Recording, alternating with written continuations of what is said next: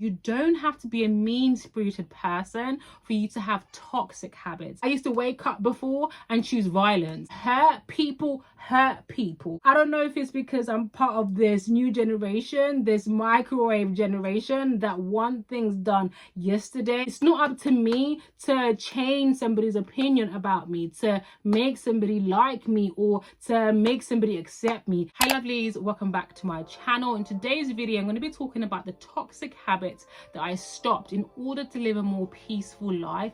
I see a lot of content and hear a lot of conversations about how to avoid toxic friendships, how to identify toxicity in other people, and how to create and maintain boundaries so you can avoid toxic people. But if we're all trying to avoid toxicity, then who are these toxic people? The truth is there's some level of toxicity in all of us, and if you don't actually identify your toxic habits, you're going to remain in this unhealthy loop of toxic behavior, being stressed, being unhappy, and pushing good people away and attracting people who are probably just as toxic as you. You guys know I'm the queen of soft life, okay? But finding peace and living a life of ease did not happen overnight. So if you've clicked on this video because you want a quick fix and you just want to live at peace and you want a soft life today or tomorrow, I'm sorry to be the one to break it to you, okay?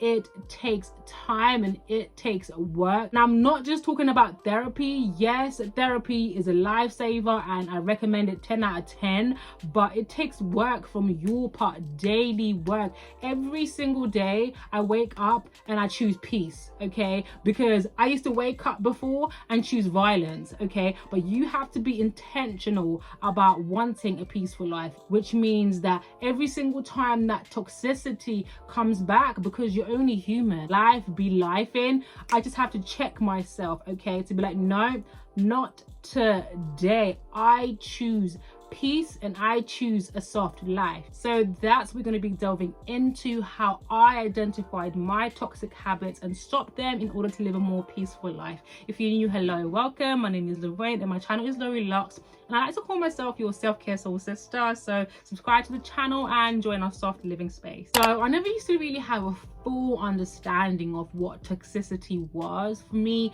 a toxic person was somebody who was mean, somebody who would gaslight, somebody who would do or say harmful things to somebody else.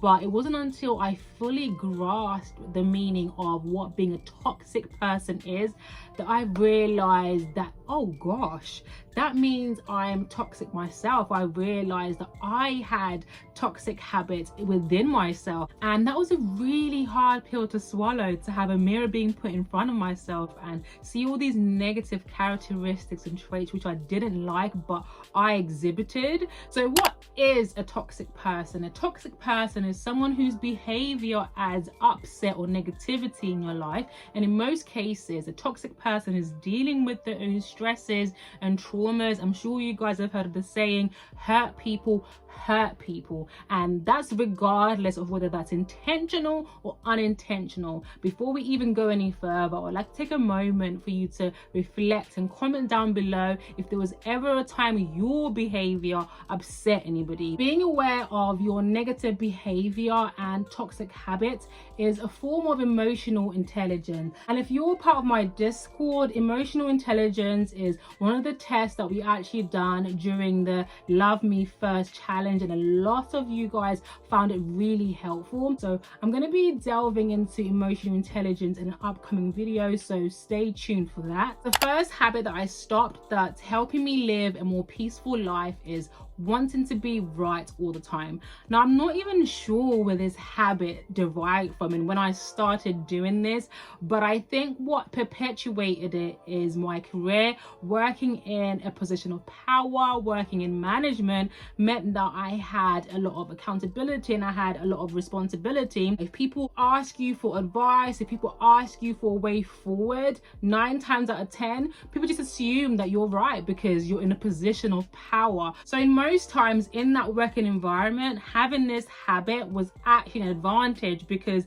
people wanted answers, people were seeking for advice, people were seeking for solutions, so they were happy for you to be right. However, this did not translate as much in my personal life, and actually even in my professional life, because you can't know everything, you can't be the master of everything. The reason why businesses like Apple and Google and businessmen and businesswomen like Oprah and Elon Musk are successful is because they have delegated, is because they have hired people who are expertise in different departments who then carry through their vision. You want people to feel valued, you want people to feel as though they have a voice. If you have this habit, this toxic habit of always wanting to be right, of always thinking that you're right, that's not going to create a healthy foundation for that relationship, because you're always constantly going to be arguing with somebody, because somebody could actually know better in that situation, that actually could have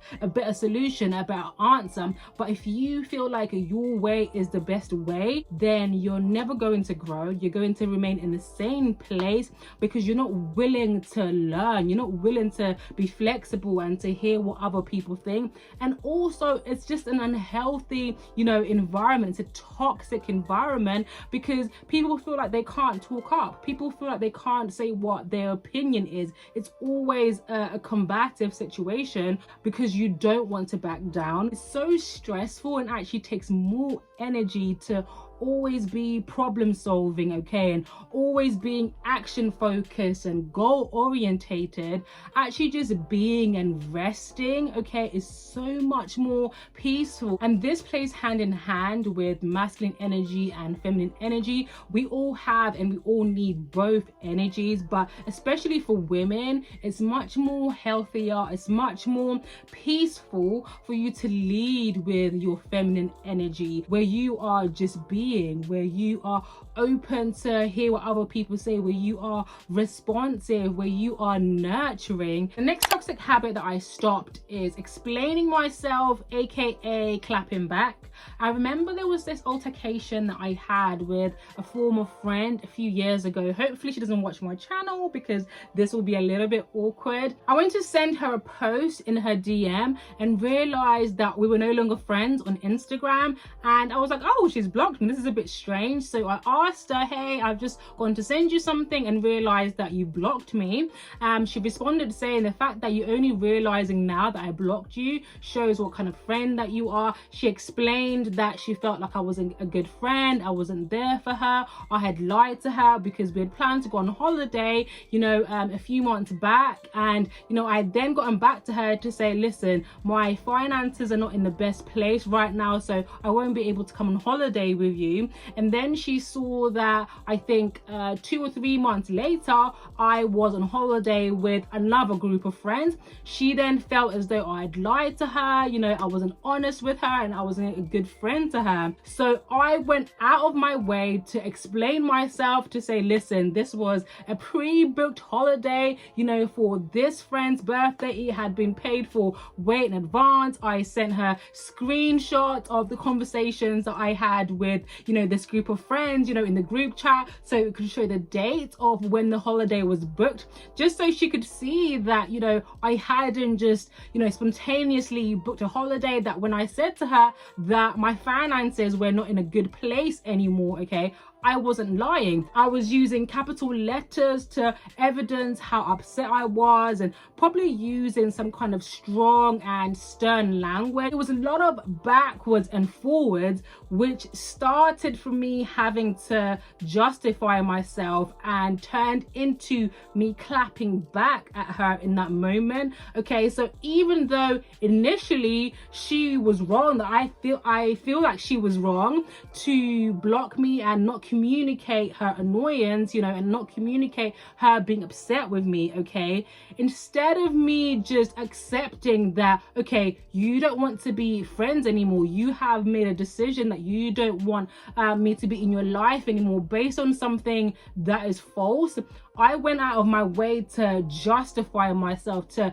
explain myself, which led me to clap back, okay? And in that moment, my reasoning was about perhaps preserving the friendship and also, you know, maintaining my character and not wanting to come across, you know, as a liar and not being a truthful person. But when I look back at it now and I reflect on that conversation, I can see that the reason why I went out of my way to justify myself, etc., etc., because I had this incessant need of wanting to be liked and wanting to be accepted. But by her making that decision without consulting me, okay, that she didn't want to be friends with me, it was a form of abandonment. It was a form of rejection, which then put me in defense mode, okay? Hence the type of language and the words I was using when I was having this conversation, because I did not want to be abandoned in that situation. I did not want to be rejected.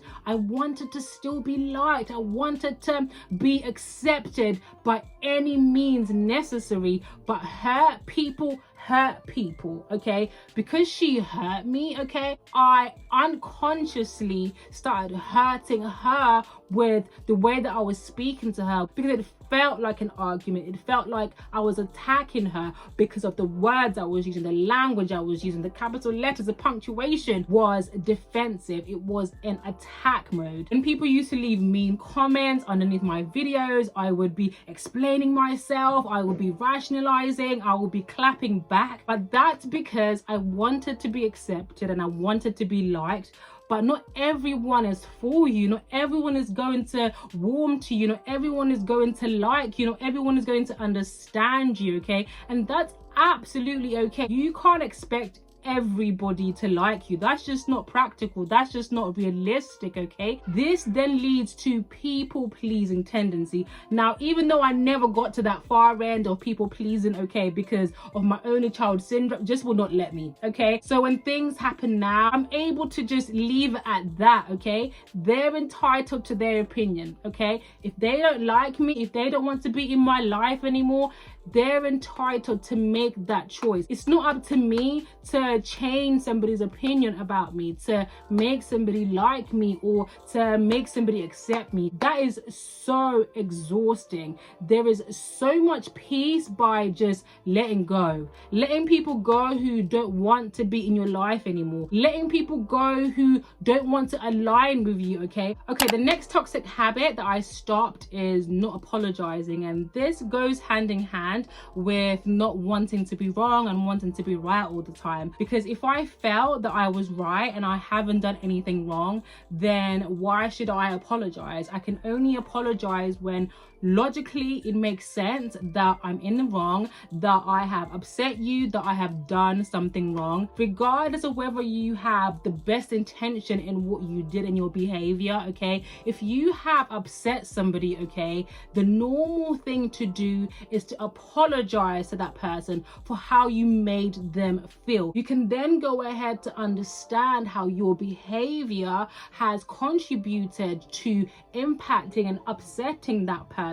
But it would actually used to take a lot for me to apologize. It would actually hurt me to the core for me to say sorry. But those are literally the two easiest words that you can say. I'm sorry. Like, saying sorry and apologizing can dissolve and appease any situation. Somebody could be on 10. If you just apologize, okay, that immediately brings them to a 5 or a 6. But my go-to would initially be to justify and explain and rationalize my behavior, because I was just thinking, no, the reason I did this is because of A, B, C, D. You need to understand where I'm coming from, okay? I didn't mean to hurt you. I didn't mean to upset you. This is what I was trying to do. But in that moment, it doesn't matter. It doesn't matter what I did, or what my actual intentions were. I need to be able to acknowledge that person's feelings, because that's what I would want in that situation. And the best way to do that is say, I'm sorry, because that makes you feel heard and that makes you feel seen. Sometimes you spend hours, days arguing about the same thing. Just because you don't want to acknowledge somebody's feelings, just because you don't want to apologize, whereas if you just say sorry, you could resolve something in such a quick and easy way.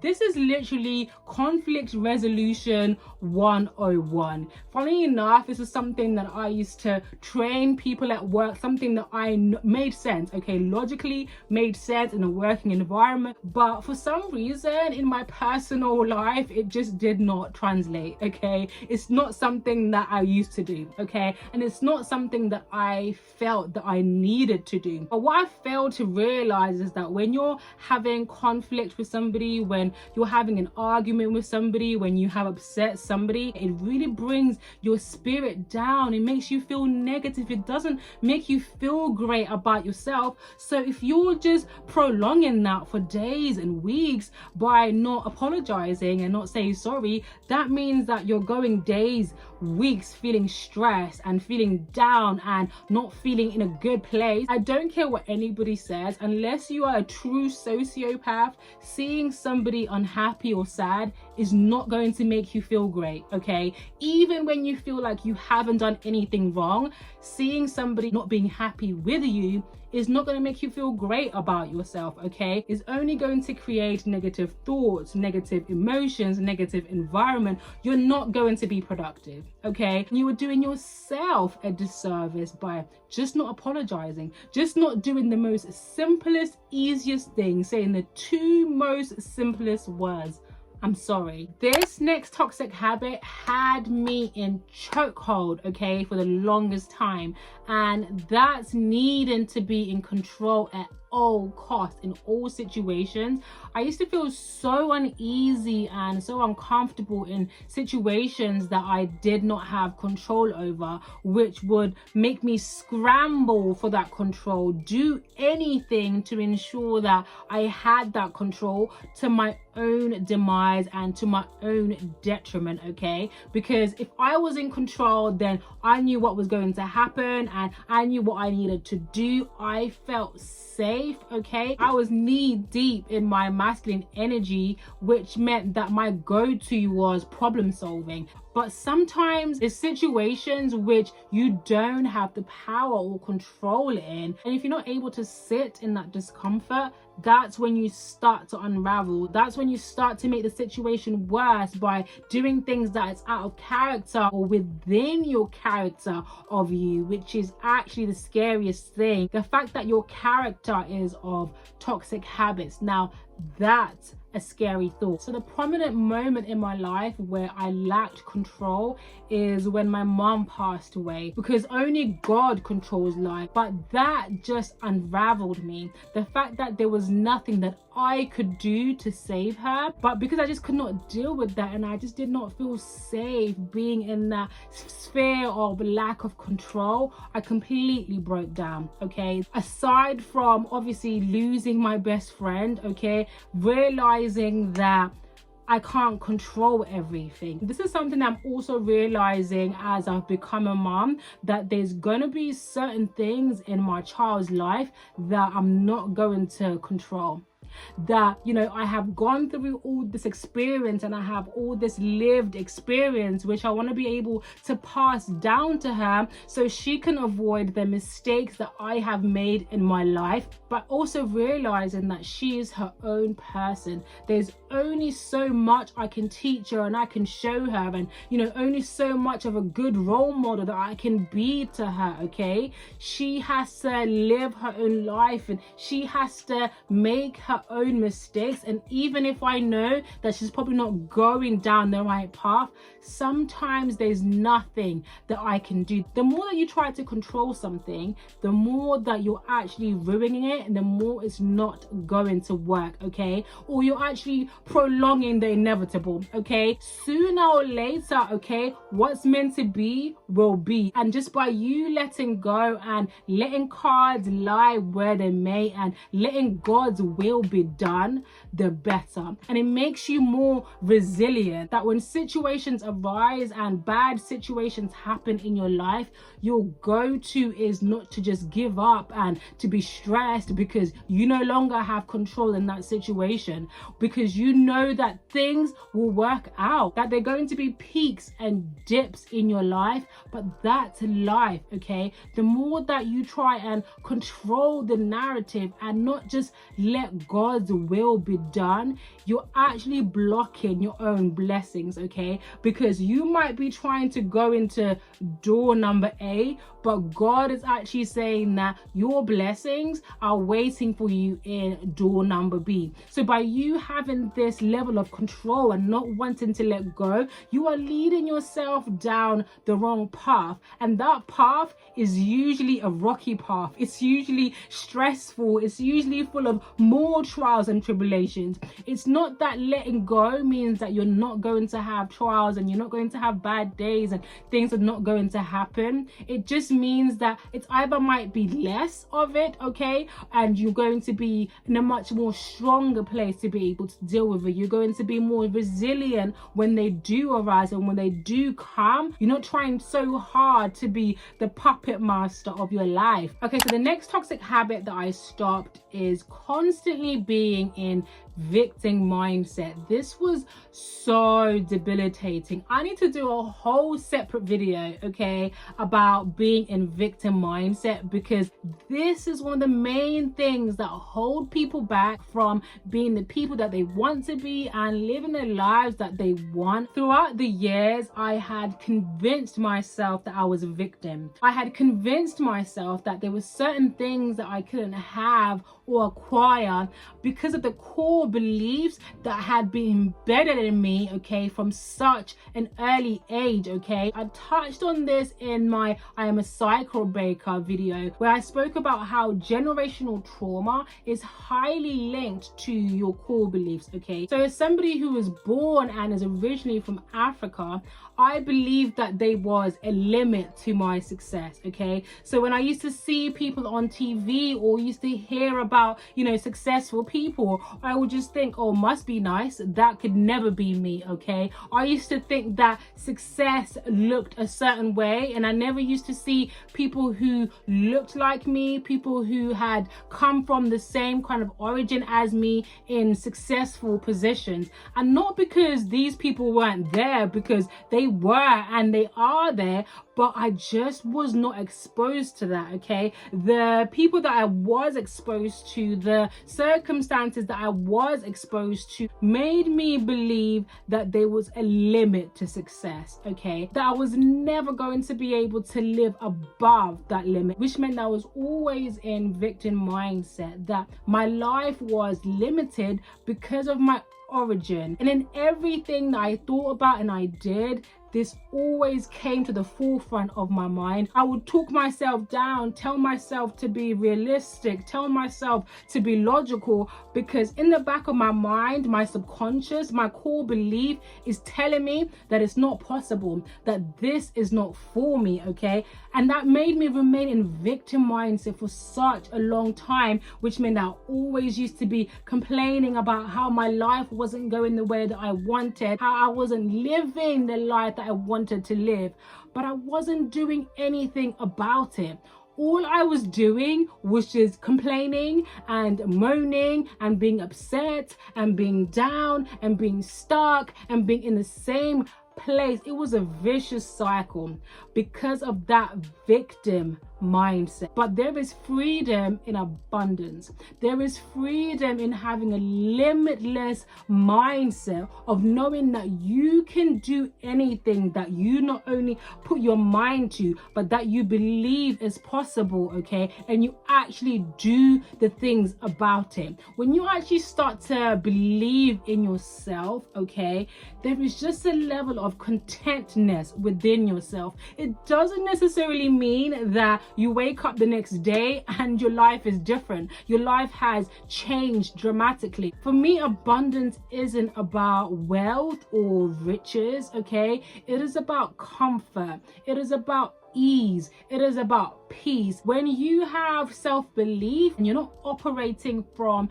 a place of lack, that belief, just that mindset can also give you peace. As someone who is slightly obsessed with self-development, I'm always trying to better myself. I'm always trying to become a better version of myself and to heal even further. Sometimes I forget that this is a journey. When I hit a roadblock or a bump along the way, I'm so hard on myself to want to improve myself and to make myself better and to heal so quickly without giving myself grace and understanding, like I mentioned previously, that this takes time. If it's taken this long, okay, for me to be in a healed place, for me to create this peaceful, soft life for myself, okay, I am still on that journey. This is a daily struggle. No, it's not a struggle, okay?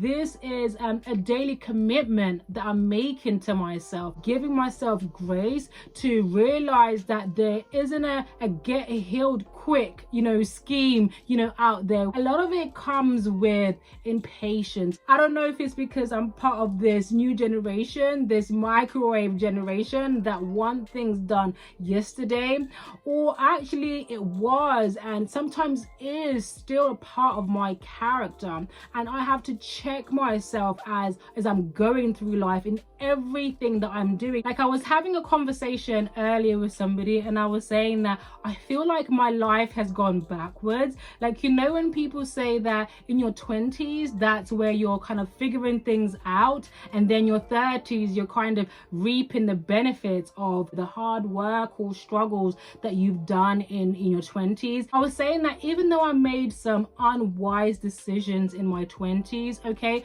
I also made some wise decisions in my 20s. But because my focus has shifted in my 30s, where my priorities isn't about the tangible things and the tangible accomplishments that I have in my life. So it's like, in a way, I had to start all over again. That sometimes I can be so hard on myself that I should be so much further in my life, that the things that I'm being more intentional about now or starting now, I should have started them years ago. But my level of consciousness now is different to the level of consciousness that I had then. I was not in the position, nor did I have the capacity to be able to make these decisions that I'm making now, okay? So I have to give myself grace and understand that I am a human being with a story. It's like I have to sit back sometimes and flick backwards, okay, to my book, to read my story, okay? That I'm not just starting now. There is a backstory to where I am. Being too hard on yourself and expecting perfectionism, okay, is just so stressful. It puts you in a very stressful position where you're constantly just thinking about what's next. You're constantly thinking about how to fix and about how to solve. You can't actually just be in the moment and enjoy the now. That sometimes you can look back and think, I really wish I would have enjoyed those moments even more. And that's something I have to tell myself constantly, that I don't want to look back and think, oh my gosh, my daughter has grown up and I didn't enjoy when she was a toddler. I didn't get to enjoy watching her growing up because I was just too focused on accomplishing something or wanting to get something. You see, it's only when you identify and stop toxic habits that you have the ability and confidence to remove yourself from toxic situations, attract abundance, and create peace in your life. Okay, so that's it for today's video. Let me know in the comments down below what toxic habits that you've either stopped or you're going to be stopping so you too can live a more peaceful life. Make sure you like this video as it really helps me out so more people can find this video and also gain value from it. If you come all this way, thank you so much, but do not click off from the video video without subscribing to the channel, pressing that notification bell so you don't miss out any upcoming videos. Make sure you also watch this playlist because I'm sure you're going to love it. I will see you guys in my next video. Mwah. Bye lovelies.